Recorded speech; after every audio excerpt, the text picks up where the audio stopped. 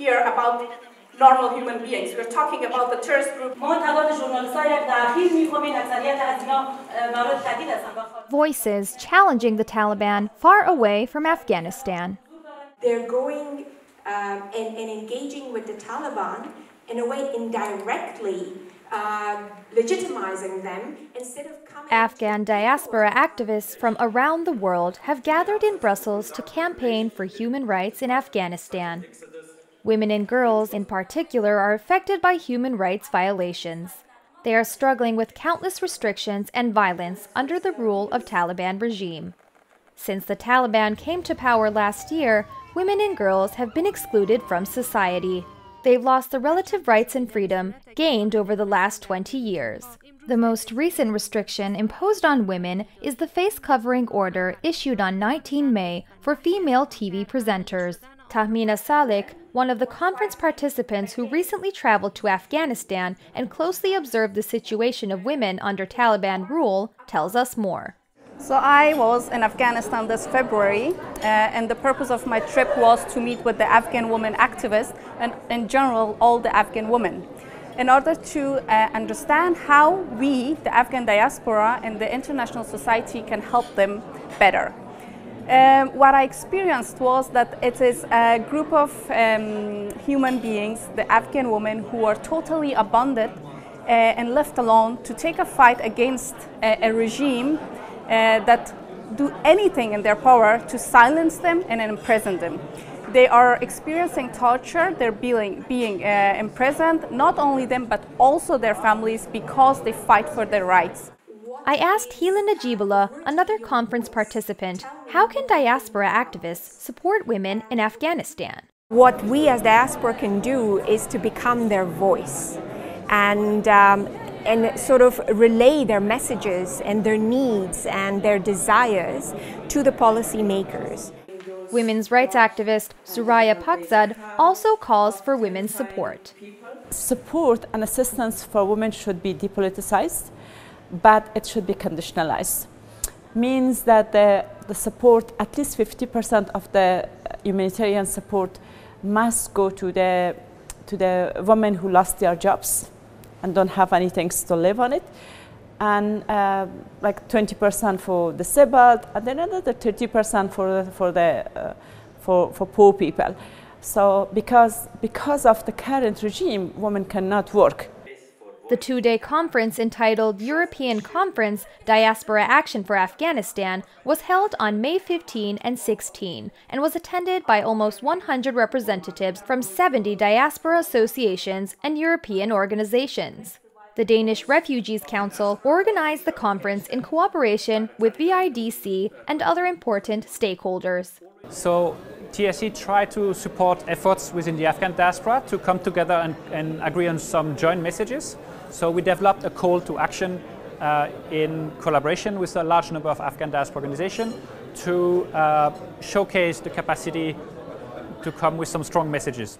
Advocacy for the rights of minorities and marginalized communities in Afghanistan was another important topic on the conference agenda. Representatives of the Hazara and Sikh communities and LGBTQ activists accuse the Taliban of eliminating them physically and politically in Afghanistan and call on the European Union to put pressure on the Taliban to end the war against minorities. In the past 5 months alone, there has been 9 attacks, actually 10 if you look at the last one, just in the west of Kabul, which is a Hazara populated area. Within just one district in Afghanistan, in Kabul, there has been 10 attacks, which means that every 2 weeks there's an attack against the Hazara community in west of Kabul.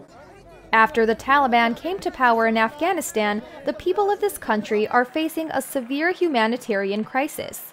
According to a joint report of the United Nations Food and Agriculture Organization and World Food Programme, released on May 9, approximately 19.7 million people, almost half of the Afghan population, are affected by acute hunger. Participants at the Brussels conference criticized the delivery of the international humanitarian aid to Afghanistan, saying that much of the aid is not distributed to those in need, but the Taliban. I asked the EU's Special Representative for Afghanistan how they could address this acute problem. We have increased our humanitarian assistance very significantly since last August. We have suspended development assistance through the government because we do not recognize it, but we do provide support to education and health through UN organizations. The conference also calls on European Union to provide more support to the evacuation process of the vulnerable Afghan population. They claim that the war in Ukraine has sidelined the evacuation of Afghan citizens and that European countries treat asylum seekers differently depending on the country. Rashad Jalali, a diaspora activist in Belgium who advocates for increased support for vulnerable Afghans, comments. Traditionally speaking, Afghan asylum seekers less benefited from access to safe and legal pathways to Europe. So one of our key advocacy messages that there should be scaled up resettlement programs for Afghans at risk or for Afghans from the neighboring countries, as well as increase in number of humanitarian admission for Afghan at risk, such as civil society activists, journalists, human rights defenders, and those categories who are in direct threat or indirect list of Taliban in terms of persecution, in terms of life risk. As a refugee activist myself, I think I really applaud, I really appreciate how the Ukrainian crisis has been managed.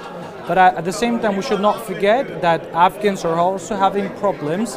I think they're having far more problems than the Ukrainians, because in Ukraine, it's only a matter of security, but in Afghanistan, their identity, their religious, their perception, their political opinion, everything is under attack. Another aim of this conference was to bring together Afghan diaspora associations and improve the capacities of these non-profit organizations. Therefore, information workshops and discussions were held on the sidelines of the conference to strengthen these bodies. VIDC, one of the organizers of the conference, also held a roundtable entitled Diaspora and Development to explore the potential and obstacles to diaspora development under the de facto authorities in Afghanistan. When we talk about diaspora and development, then the first point, important point, is coming the brain gain or the brain regain or the brain circulation and the skill and knowledge transfer to the country of origin.